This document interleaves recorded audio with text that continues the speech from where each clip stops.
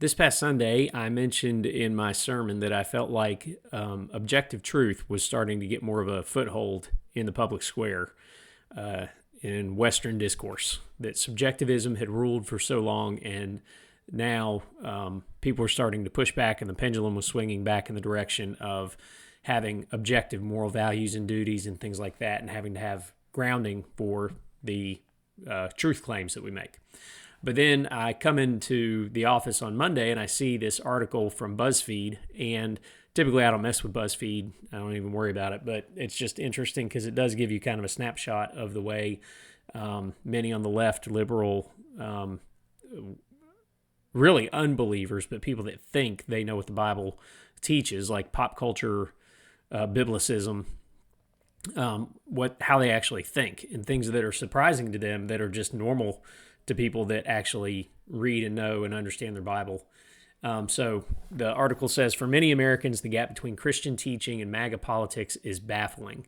How can a people profess faith in Jesus who preached love, mercy, and care for the oppressed while supporting policies that punish immigrants, demonize LGBTQ people, and glorify cruelty? So the Bible has a lot to say about love, mercy, and care for the oppressed. But you have to deal in definitions, and you have to know that sometimes love, mercy, and care don't look like the whatever is subjectively generated out of the minds of fallen humanity. And so how do we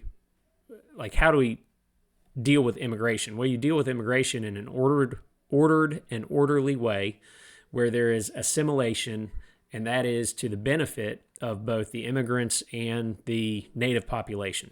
And so that's one way.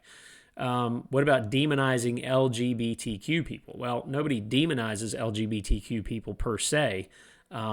Homosexuality, sexual perversion is a sin. It's a damnable sin if it's not repented of, and it does harm the individuals who participate in it, just like every sin.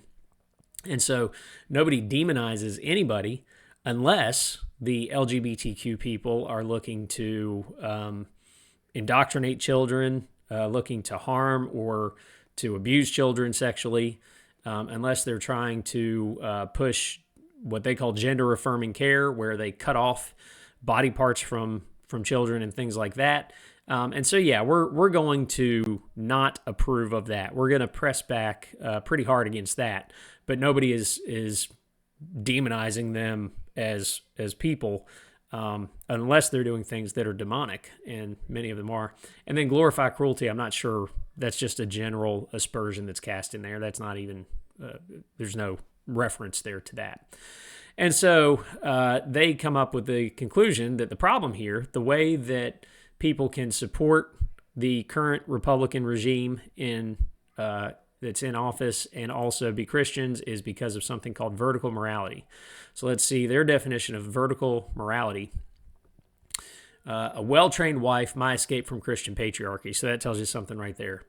Vertical morality teaches that authority, power, and a moral code of rights and wrong, or acceptable and unacceptable, comes from above, an external superior who designates rules, systems, and tenets that must be obeyed by those beneath. In the context of religion, the superior is God. In politics, it might be an authoritarian dictator. In a cult, it would be the controlling leader. Whatever the circumstances, the idea is that behaviors are only right or wrong based on what the figure in power says.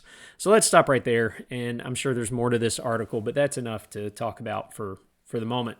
So even in whatever leftist ideology that Tia Levings comes out of, and the people that are like-minded with her, the political left, the religious left, they also have a vertical morality. They also have an overarching system that they all comply with. Now, theirs might not be a single authoritarian dictator, which is a very mean way of saying that there is a head at the top of the system, but theirs might be a democracy. They have a vertical morality that comes from the consensus of the majority of the people. Or they just want to make assertions about morality that really have no foundation, that they're just hanging in midair, and they're just asserting by their own personal morality, so they become the head of the system that they're participants in. And there again, if you get enough people that agree, if there's enough social pressure, if there's enough charismatic leadership, that sort of thing, if there's enough force, then you can make people do what you want them to do. And if you're one who believes in kind of like power theory for authority and things like that, it's that these things are proper and enforceable, and if you can't enforce your moral code, then it doesn't do any good to have a moral code. But that's kind of off on a side tangent.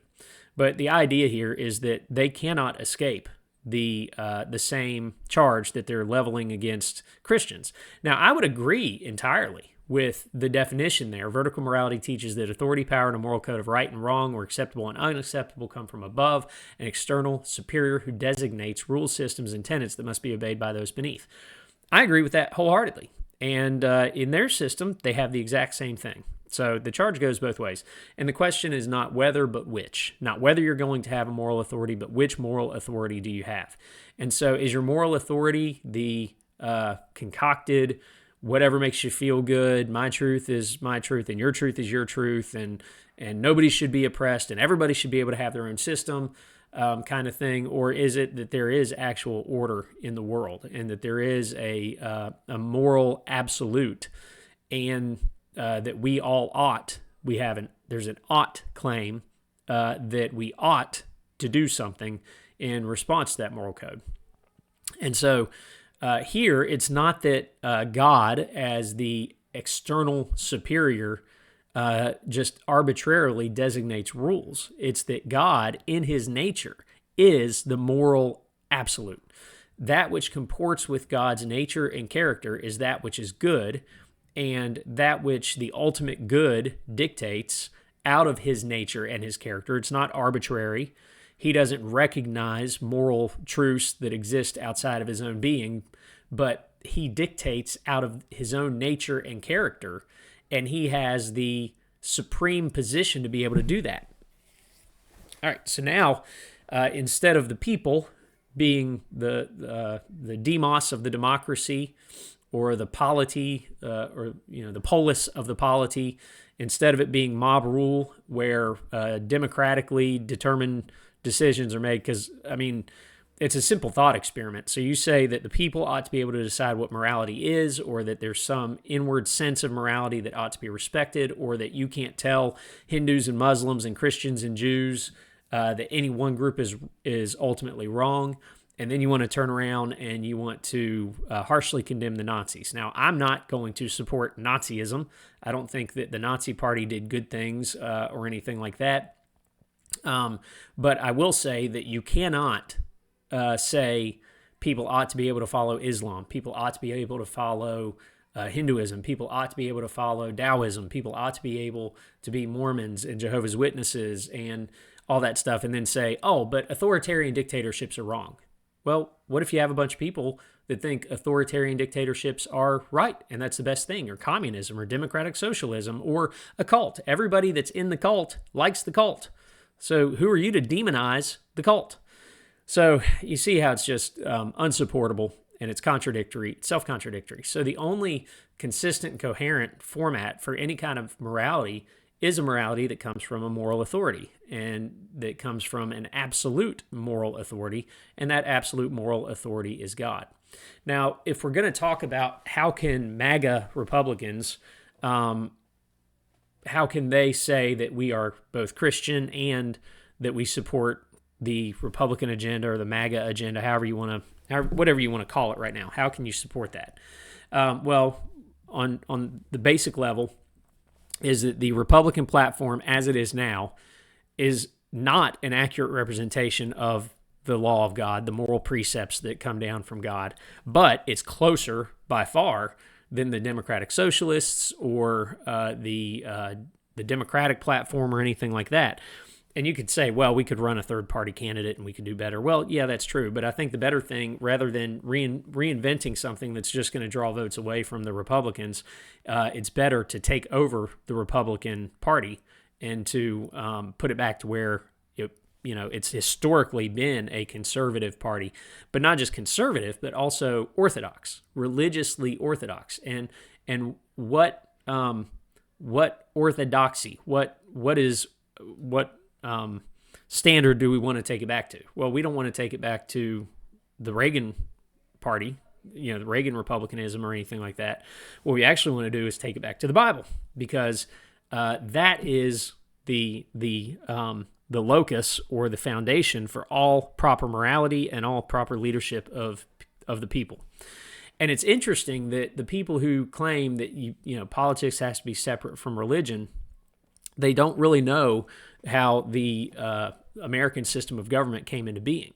That we are a republic. We are not a democracy, but we are a republic, and we have a federal system.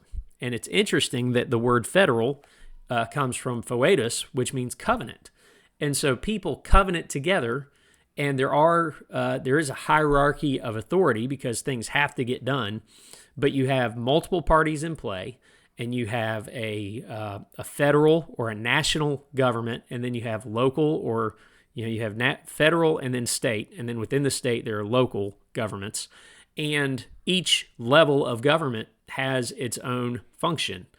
And this is actually the best way to ensure that civil rights are upheld and that one part of the system doesn't become too authoritative over others. And in order to maintain rights, you have to exercise your rights. So it's good when localities press back against the state and the feds. It's good when the states exercise their authority over localities and then back and against the limits of the federal government. And it's good when the federal government does what they're supposed to do.